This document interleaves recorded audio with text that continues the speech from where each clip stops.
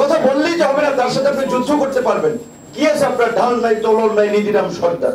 পাকিস্তানের তো পারমাণবিক বোমা আছে, আপনার কি আছে? তবে আমাদের সেই ক্ষেত্রে যে কৌশলগত অবস্থানগুলো নেওয়ার প্রয়োজন, সেই ক্ষেত্রে এখন যে এই সরকারের অত্যন্ত যে দুর্বল ভিত্তি, দেশের মধ্যে 5ই আগস্ট কেন্দ্রিক একটা রাজনৈতিক ঐক্য তৈরি হলো, এখন সেটা নানান কারণে বিভাজন তৈরি হয়েছে। আর তৈরি হওয়াটা স্বাভাবিক, কারণ 5ই আগস্ট লক্ষ্য ছিল হাসিনাকে পতন ঘটানো। এখন হাসিনার পতন ঘটেছে, এখন সবাই যার যার পলিটিক্যাল আদর্শ নিয়ে, কর্মসূচি নিয়ে রাজনীতি করবে। স্বাভাবিকভাবেই সবাই ক্ষমতায় যেতে চাবে। আমার দল না পারলেও নতুন দল হলে আমিও চাবো আমি ক্ষমতায় চাই। তো কাজে এখানে একটা প্রতিযোগিতা থাকবে। সেখানে আপনারা এখন একবারে চাইলেই আপনার আগের মতো আনকন্ডিশনাল ঐক্য এক জায়গায় দাঁড়িয়ে যাবে, ওইটা হবে না। এটা দুনিয়ার রীতি। তারপরেও যতটুকু মৌলিক বিষয় ঐক্যমত্যে পৌঁছানো যায় আমরা সেই চেষ্টাটি করব। কিন্তু নির্বাচন যত বেছাবে তত ষড়যন্ত্র হবে।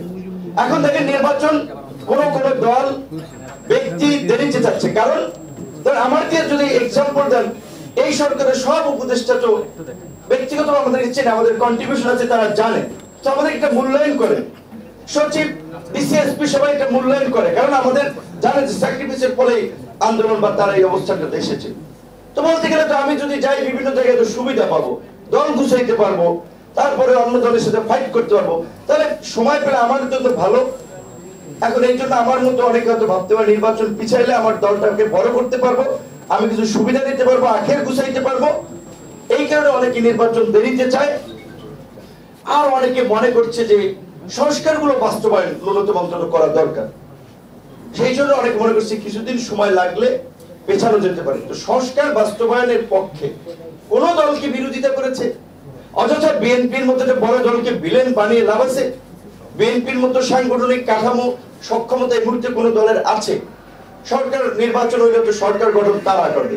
তাই হচ্ছে তাদের নেতারা রয়্যাল এজেন্ট, মুখে দালাল, অমুকে এই যে করতেছে, এই সমস্ত কথা বলে সোশ্যাল মিডিয়াতে ওপেন প্ল্যাটফর্ম মানুষকে বিভ্রান্ত করা হচ্ছে। গতকালকে আমি বলছিলাম সালাউদ্দিন সাহেব এই আন্দোলনে দিল্লি থেকে আমাদের সাথে, দিল্লি না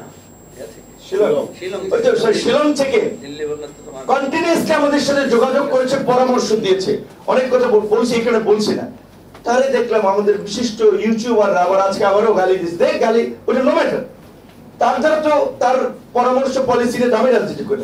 আমার বলতে হবে যে এটা না বললে অকৃতজ্ঞতা হবে।